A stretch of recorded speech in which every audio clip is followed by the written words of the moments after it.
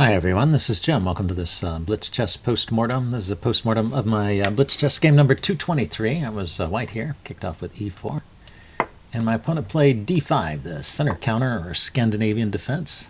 So we followed the opening book for quite a while here. I take, he takes with the queen, which is the main move, and I hit it immediately with the knight. Now, a lot of times I'll play d4 first, which you see is not the most common reply here. But so this time I was following the main move. Queen a5, d4, and c6, maybe a little bit early, but c6 is definitely an idea in the Scandinavian to give the queen an avenue back. So I play c6, and now I play knight f3, and knight f6, and we transposed back into a main line, you see, with the numbers actually went up there after knight f6. So I play bishop e2, which is a bit of a rare move. It looks like bishop c4, a very logical move now that I think about it. You put the bishop here, and it just takes away this c7 square from the queen, so when the queen retreats, it has to go all the way back to d8. And it's a good diagonal for the bishop. I kind of, later in the game, I wished that my bishop was on that diagonal. So, so this bishop e2 move is not the most accurate. But you see, this is one of those openings where white has a pretty good edge out of the opening, so it's not exactly a terrible mistake. It's just not the most accurate move. Okay, so bishop f5. And now went bishop d2. Says I could have castled there. Okay, so we're out of the opening book. And I'm keeping my edge here. And I keep a slight edge for a while. I don't play the most accurate moves. So queen c7, castles, and e6. Still got that edge. Knight h4. Maybe this is the start of my downfall. No, it likes knight h4. Okay, well, we'll see where I go wrong. Bishop g6. I mean, these are just logical moves. It's a kind of a mixed edge, whether you want to it's a mixed choice whether you want to take that bishop or not. The problem is that black is going to take back with the h-pawn and get an attack on the edge here, and so so you want to be careful about taking that bishop, even though it gives you the bishop pair, which is an advantage, a material advantage to have the bishop pair, but always a bit tricky, so you want to be careful about that idea. But leaving the knight there appears to be okay. So I went queen c1 with the idea of getting the bishop to the f4 square where I could have placed it originally and chasing the queen off of this diagonal. See, if I can control this diagonal, then the attack on h2 is not so serious, and I can think about taking the taking the bishop. Okay, so he played bishop e7. I went bishop f4 as I had planned, and he went bishop d6. So here, okay, taking is logical. But you see my edge here is somewhat diminished from what it was. So now just a slight edge for white. And then after knight takes g6, the engine still thinks it's premature to take this bishop that wants me to play rook to d1. Oh, yeah, I left my pawn undefended. How long has it been undefended? Let's see here. Yeah, just right here. Yeah, I need to defend my pawn. Pretty silly. So I took here, he took back, and now I've got two pawns under attack, right? The queen and the rook are coordinating on h3, and then this pawn is also under attack. So that's why that was a mistake. It wasn't so much about opening the h-file as it was about dropping the d-pawn. So he should just take that pawn, and instead he played knight bd7, let me off the hook. So I went queen e3, defending the pawn, and once again we're in that range of about even or slight edge for white. So he castled queenside, and I brought my rooks to the center. Knight to b6 was played, and I pushed on with knight e4. I wanted to get the knight out of the way so I could push my queenside pawns and attack his king here. Now he takes, which the engine approves, and he played knight to d5. So it's a good square for the knight, although I can chase it away with c4 at some point. But not right away. If I play c4 immediately, oh, I guess I could have played c4 immediately. Okay. Thought he would move the knight, but it says c4, queen f4, where the queen is defended by the knight. Okay, doesn't do a whole lot. So I played bishop f3. So these are all okay moves, but you see the evaluation is actually slightly in favor of black at this point. I guess because the knight is such a good piece there. He went knight f6, hitting my queen, but maybe moving the knight to a less interesting square. I dropped back to e2. Wanted to keep a guard on this g4 square. He has the idea of even sacrificing on g4 if it can open up the h file, because there is a serious threat with the queen and the rook coordinating. So he proceeds to double his rooks. Not a bad idea. Let's cancel that. He went, yeah, rook to h4. Okay. And so now he's attacking the d pawn again. I need to defend it. And then he doubles his rooks. So, you know, black has gotten a decent position out of the opening, and we're still, after 20-some moves, we're still in a position where there's chances for both sides. It's an interesting game. So he went ahead with queen to, oh, it's my turn here. I went with queen e5. Not on the list. It says queen e3. Yeah, I just thought, I wasn't sure this h-file pressure was worth a whole lot if I could just get the queens off, and I thought my attack on his king might be worth something even with the queens off. But the engine does not agree with this assessment and says that black is just better. Black should just go ahead and take the queen off and play that position. Instead, he went to d7, keeping the queen on, and now I can push ahead with my pawns. So that was a bit of a mistake for black. He would have been better if he had traded queens. Okay, but not fatal. So knight h5, trying to get the knight in position to do something over here. But that allows me, when the knight was slowing down the advance of the d-pawn, and now with the knight over here, it's trying to get in position for a kingside attack, but I can push ahead immediately with d5.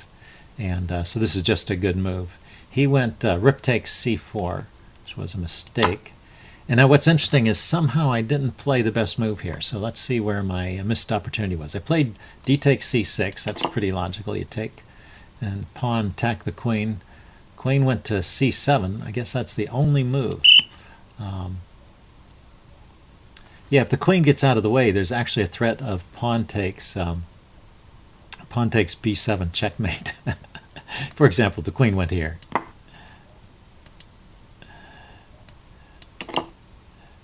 My queen is guarding these squares, the rook is guarding these squares, and the bishop is guarding the pawn. So he has to block with the rook. Can't he just block with the rook here? Oh, because that doesn't stop the check. He's got to sacrifice the queen here to avoid checkmate. So he's actually in pretty serious trouble. So he played the only move that keeps him in the game, which is queen c7. And now I should just take the queen off here. So let's see how this should have gone. Queen takes. I didn't play this. King takes. And now rook d7 check. Okay, this is the idea I missed. So this chases the king back. King to c8. He wants to, I guess, stay in front of the pawn. And now rook takes b7. King to c8. And now rook takes a7. So I can just mop up his pawns over here on the queen side and have a big advantage. Okay, so I didn't play that way. Let's back up to the game. After queen c7, I thought, well, I can throw in this move, c takes b7 check. He can't do much about that. He has to go king to b8, pretty much the only move. And then I took the queens, but now it's not so good. Now it says I should play queen to e3. Just keep the queens on, put pressure over here on his a-pawn, maybe get a rook into the game. Okay, very logical. Yeah, so after the queen take, I just thought this was going to be better, but he takes with the rook, and I could not get a rook quick enough to this critical c8 square. He's able to defend. He can even bring his knight over. And after I take, he takes, check. King just goes back. You see I have some slight edge, but it was far from that winning edge that I had earlier. And I have the extra pawns on the queen side, but he's still got a pawn which helps him fend off the advance of my pawns. So I start my pawns rolling here. I need to get them going. He goes rook to d8. And went on with b5. I was a little bit worried about his rook coming to the to the d4 square. So in this position, I want to play a4, but I didn't want rook d4 skewering these guys. So I push on with b5 first. And he starts bringing his knight around. He went knight d7. Okay, so knight d7 is not the most accurate move. Knight d5 Yeah, knight d5 is a good move here. He played it later. Knight d5 blocks the view of the bishop onto the pawn and allows him to pick up the pawn over here, and pretty much equalizes the game. So I've sort of gone from a winning position to one where I'm have some tiny advantage. But knight d7 lets me back in. Okay, so now I should play rook d1 here. Let's take a look at this. Rook d1. And what is the threat? Say if he just moves a pawn, for example. Then I'm going to play bishop to c6. The threat is to gang up on this knight. Then he has to play king c7. And now I can just trade everything off. And if he takes, I get a queen. So, okay, so that is a real threat. Just putting pressure on that knight. So that's why knight d7 was a mistake. And I did not take advantage of that. I played the move a4 instead. I was still thinking about getting my pawns through. But I have just a slight edge here. He plays knight to b6. And now I can push on a5 with tempo, so not the most accurate move. And then he goes knight to d5. Finally getting the idea of blocking my bishop so he can grab this pawn here. But now I have time to defend. Although, once again, I don't choose the best move here. It says bishop takes. Oh, well, a6 is a winning move, too. Okay. But it says the most accurate is bishop takes. I was gonna assume he would take with pawn because he needs to keep his rook on the back rank. Then a6. Maybe it's just an easier win with this king all tied down here. He can push this pawn, though, right? King f1. I guess I can get my king in time to stop it.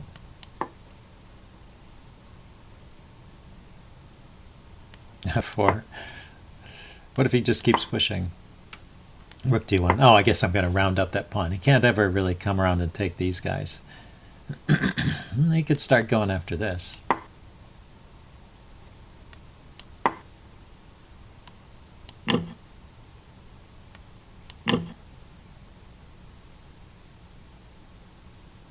Oh, now it's dangerous because I'm threatening to come to the back rank. Okay, so that would have been an easier way to win. It's still a bit tricky, not so obvious. So I played a6 here. And he went with the knight to c7. Maybe knight back to b6 is a little stronger. Knight to c7. Yeah, this allows me to push on with b6. And finally I have the winning plan, b6. So this was his last chance to hold on with knight b6 because it stops me from pushing my pawns forward. But the idea is just to sacrifice some pawns here and break through. So he took the pawn. It says knight b5 is the best move. After knight b5, I would take the pawn is what I was planning. And he's got knight takes. That's the problem, yeah. So after knight b5, what should I play here? I should play rook c8 check now. Let's see how this would work. Rook c8 check. He has to take. I was always a little bit weary of this because after rook c8 check, take and queen, he takes back. I have to make sure I've got enough going here. Bishop to c6, hitting his knight. His king can't come forward. The bishop and the pawns are controlling all these squares. If he takes, okay, so if he moves the knight away, say attacking my bishop there, then b takes a7, and I'm going to queen. So that's the importance of chasing the knight away. So he can't move the knight, so his best try is a takes b6. And then I just grab the knight, and I'm winning here because with an extra piece. Okay, so that's the best way to win that one. If he plays knight b5. He played, I played b6, he played knight takes a6 here. And this just loses. Once again, I should try this rook c8 check. Rook c8 check, rook takes, pawn takes, queen, king takes, and then b takes c8. How's this go? So rook here, rook takes. Oh, this is a different idea. Sorry. This is the idea of playing this move here. b takes a7 check. King can't take this pawn. He could come out here. He can't take the b pawn, or he could come out here, or he could take the a pawn. If he comes out, I'm going to queen. So let's say he takes the a pawn, and then then I take the knight and queen. So I get a queen either way. So that's kind of a cute trick. So the idea is rook c8 check, rook takes, then not taking back right away, but playing b takes a7 check to get his king away from defense of the rook, and then getting a whole queen. Okay, so let's go back to the game. In the game, I played b6, he played knight takes a6, and I played b takes a7, which is also winning. Okay, just not the most elegant way to win. He takes, and now rook to c8, yeah, forcing him to trade here, or move the rook away. He went rook to d7. Now rook to a8 check, I went here, he went king to b6. And now I queened and won the rook. It says, oh, rook takes a6 check is much simpler. You take the knight, king takes, and then you get a whole queen. Yeah, so I missed a lot of simpler wins. So when I queen here, I mean, this is a win. So I knew I was going for a win, but just not as easy. But I'm a piece up, and it's just a matter of time. He starts advancing his pawns. If he can get a passed pawn, maybe he can get some activity over here, but it's not good enough. And finally, after this rook b5 check, where I was going to round up some of these pawns, it was just a matter of getting my pieces in position. I was going to be able to overwhelm his defenses there and pick up the pawns. So he resigned at this point, and that's how it ended. So I hope you guys enjoyed that. Leave me any comments you have in the section below, and I'll see you again soon. Bye.